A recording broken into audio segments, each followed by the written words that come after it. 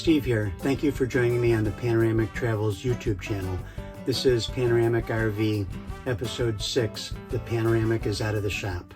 As I mentioned in Episode 5, I started up Harvey the RV, and a service transmission warning came on along with other warnings.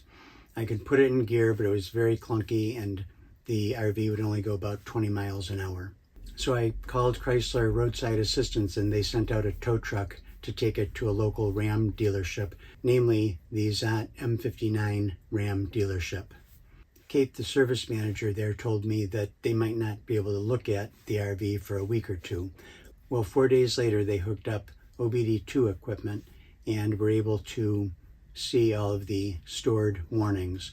They cleared those warnings out, and then a few days after that, they took it out on the road to drive it and to try to replicate any of the warnings. They were not able to replicate any of the warnings, but they did notice that there was a software update available for the powertrain module. They updated that software, so I'm just going to chalk this up to a computer glitch, and hopefully the problem will not reoccur. Thank you for your time today, and I'll be posting new videos soon.